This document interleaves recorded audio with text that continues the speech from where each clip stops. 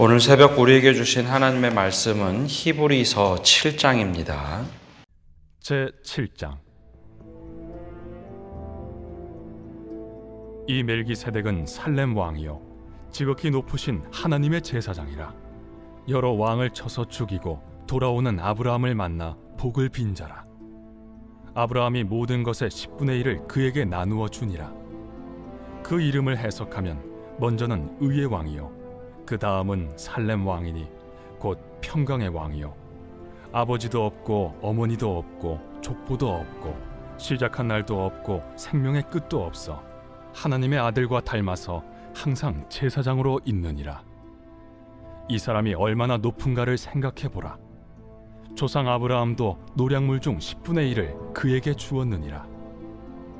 레위의 아들들 가운데 제사장의 직분을 받은 자들은 율법을 따라 아브라함의 허리에서 난 자라도 자기 형제인 백성에게서 10분의 1을 취하라는 명령을 받았으나 레위 족보에 들지 아니한 멜기세덱은 아브라함에게서 10분의 1을 취하고 약속을 받은 그를 위하여 복을 빌었나니 논란의 여지 없이 낮은 자가 높은 자에게서 축복을 받느니라. 또 여기는 죽을 자들이 10분의 1을 받으나 저기는 산다고 증거를 얻은 자가 받았느니라. 또한 10분의 1을 받는 레위도 아브라함으로 말미암아 10분의 1을 바쳤다고 할 수 있나니 이는 멜기세덱이 아브라함을 만날 때 레위는 이미 자기 조상의 허리에 있었음이라. 레위 계통의 제사 직분으로 말미암아 온전함을 얻을 수 있었으면 백성이 그 아래에서 율법을 받았으니 어찌하여 아론의 반차를 따르지 않고 멜기세덱의 반차를 따르는 다른 한 제사장을 세울 필요가 있느냐. 제사 직분이 바꾸어졌은즉 율법도 반드시 바꾸어지리니 이것은 한 사람도 제단 일을 받들지 않는 다른 지파에 속한 자를 가리켜 말한 것이라.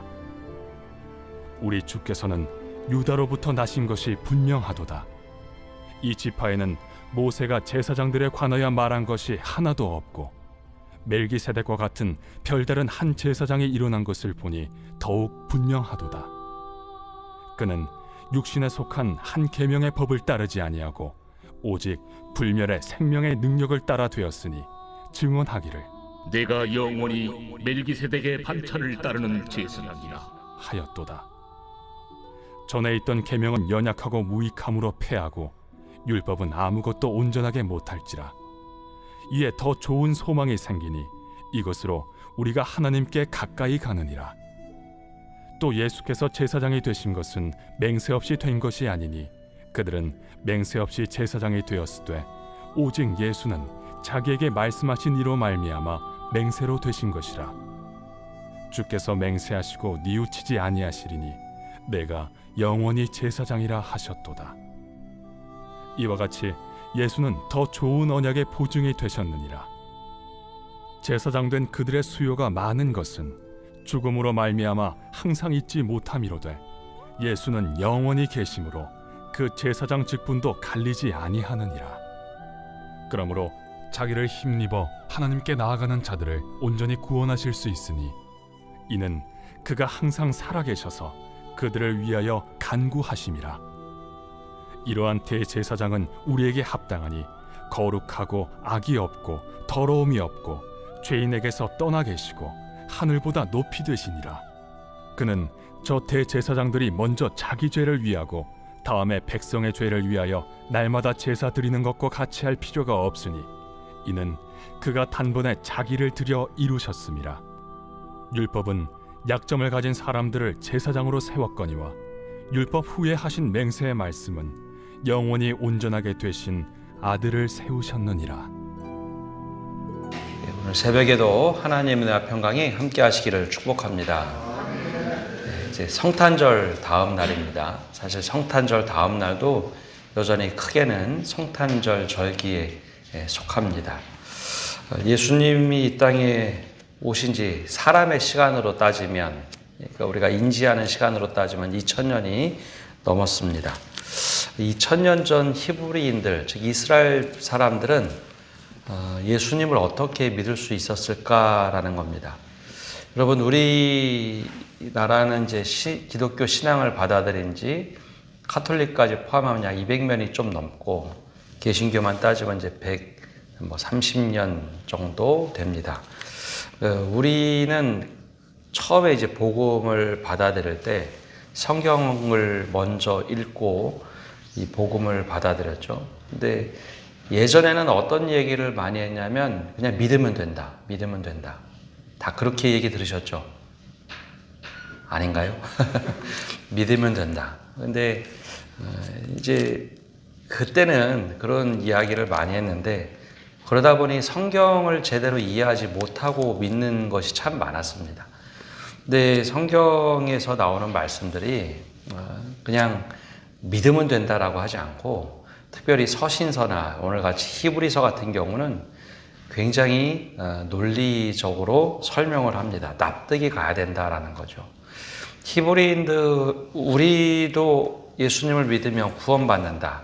그건 아주 단순하게 복음을 요약해서 이야기하시지만 그 내용을 좀 자세히 보면 왜 우리가 구원을 받아야 되는지 또 우리가 어떻게 구원을 받을 수 있는지 로마서와 같은 말씀에는 아주 이제 분명하게 선명하게 적어놨습니다. 근데 그게 조금 어렵다 보니까 그냥 이해하려고 하기보다는 그냥 무턱대고 믿으면 된다라고 얘기했죠.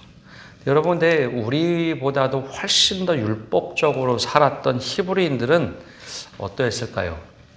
수천 년 동안 하나님만, 유일신 하나님만 믿었습니다. 신명기 말씀에 나오는 것처럼 여호와 하나님만 믿었죠. 근데 그 신앙을 가지고 있던 사람들이 하나님이 아들을 이 땅에 보내셨고 아들을 통해서 하나님께 나아갈 담력을 얻는다. 예수 그리스도를 믿어야 된다라고 할 때 이게 좀처럼 믿기가 쉽지가 않았습니다. 하나님이 어떻게 아들이 되시나? 아들을 또 어떻게 이 땅에 보내실 수 있는가?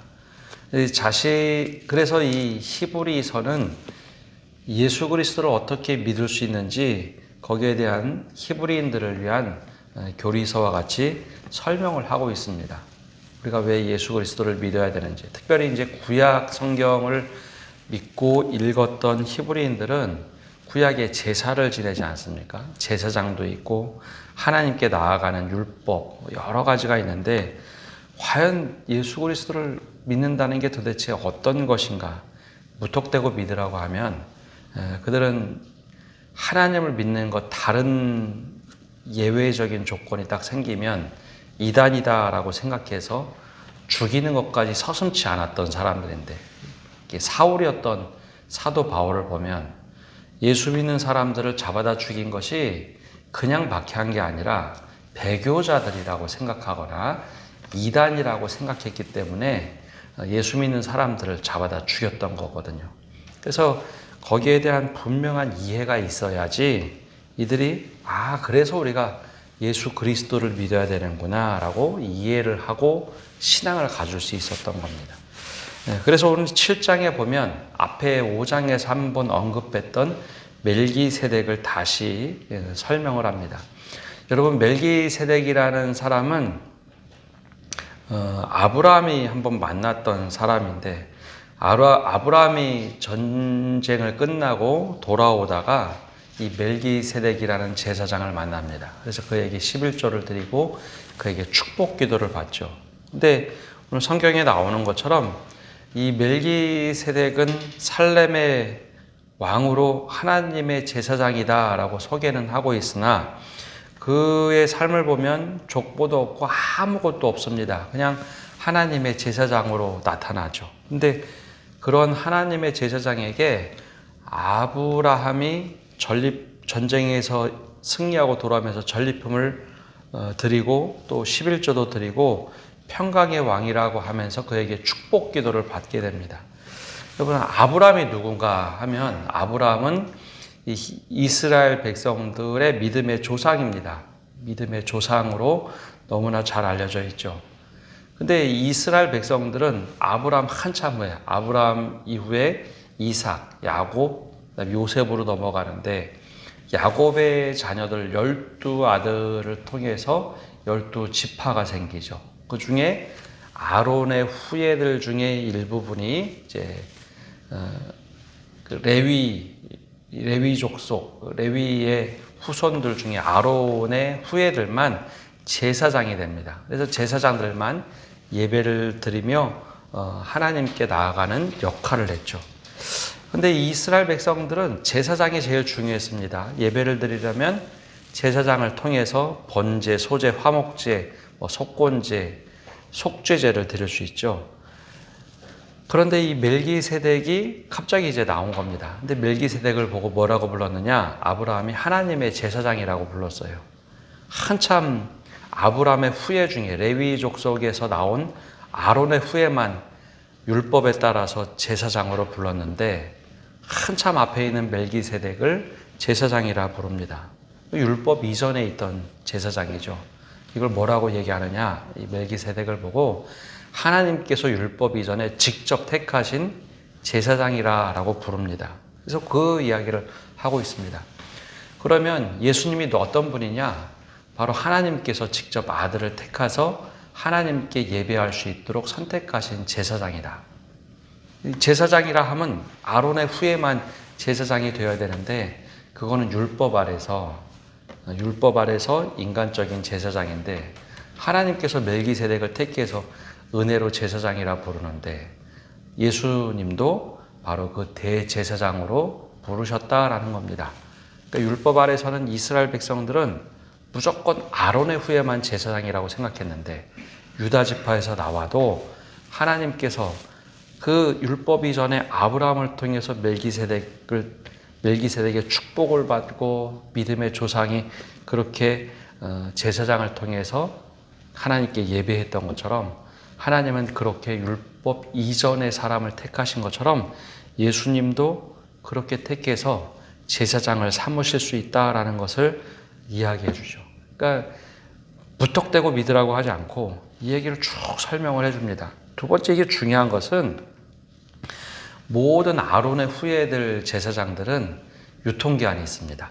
무슨 얘기냐면 사람이기 때문에 제사장 직분을 받을 때 약속을 하고 물론 아버지로부터 물려받긴 하지만 유통기한이 있어서 제사장은 어떤 일정 기간 동안에 제사장직을 행하고 이제 세상을 떠나면 그 다음 사람들이 물려받죠.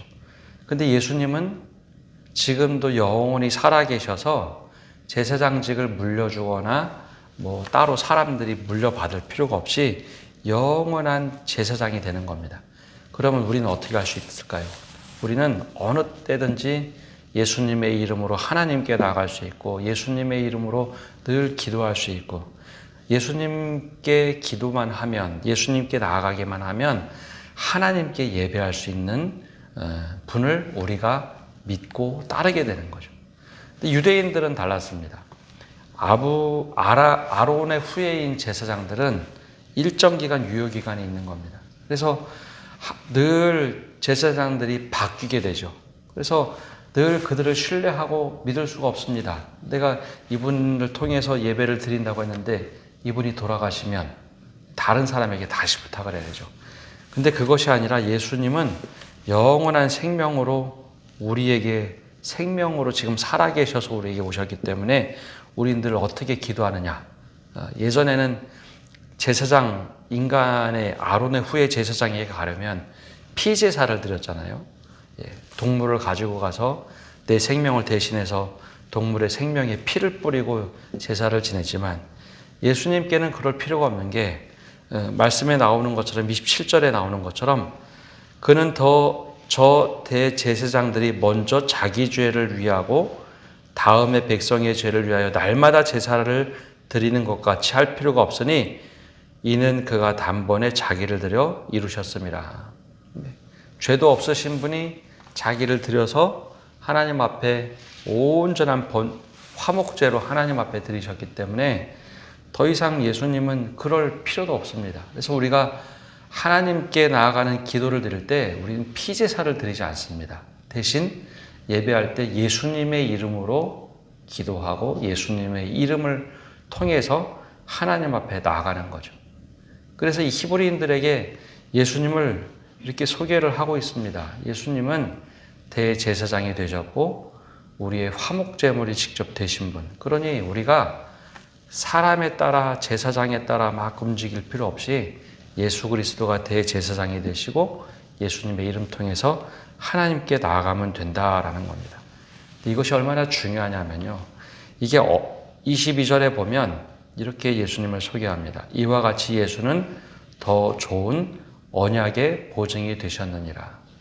사람은 영원하지 않기 때문에 약속을 하고도 깨뜨릴 수 있고 죽게 되면 그 언약이 파괴가 되죠. 근데 영원히 살아계신 예수님은 더 좋은 언약이 되셨다. 언약 약속을 깨뜨리지 않으시는 분이 되셨다.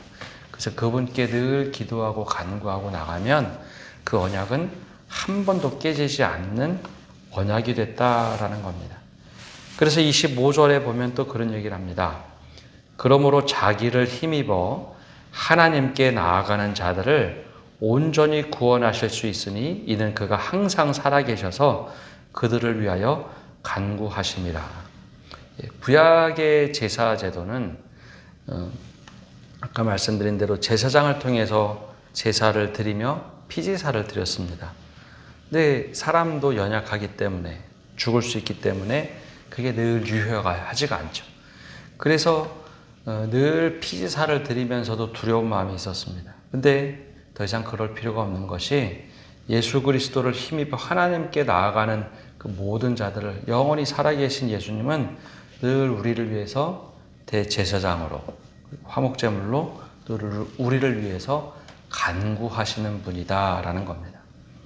그래서 히브리인들에게 제일 중요했던 것은 구약의 제사였는데 더 이상 구약의 제사가 필요가 없다라는 것을 이야기해 주고 있는 겁니다. 우리가 예수 그리스도를 믿으면 구약의 제사가 아니라 예수 그리스도를 통해서 하나님께 나아가는 은혜를 받고 있다라는 거죠.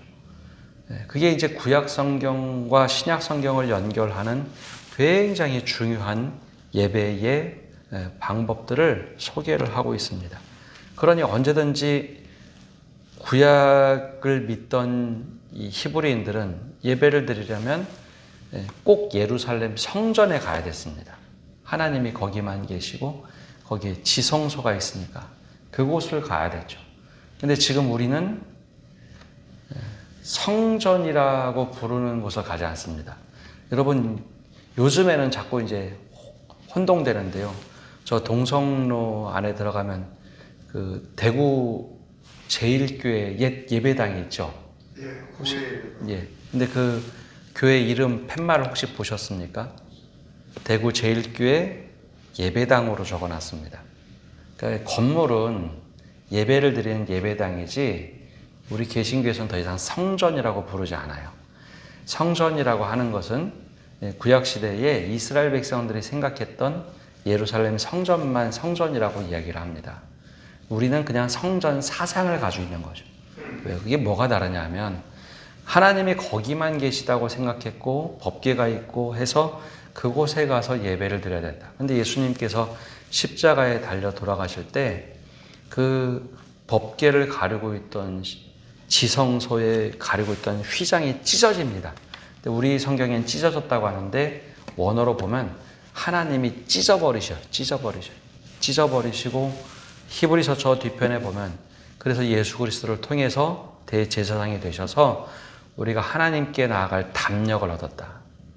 어느 누구도 하나님 앞에 제대로 나갈 수 없고 1년에 지난주 금요일 날 말씀드린 것처럼 단 한 번 욤 키푸르라는 대속죄일에 하나님께 한 번 그렇게 대제사장이 한 사람만 나갔는데 예수님이 십자가에 달려 돌아가실 때 대제사장이 되시면서 그 지성소를 가리고 있던 휘장이 하나님께서 찢어버리시죠.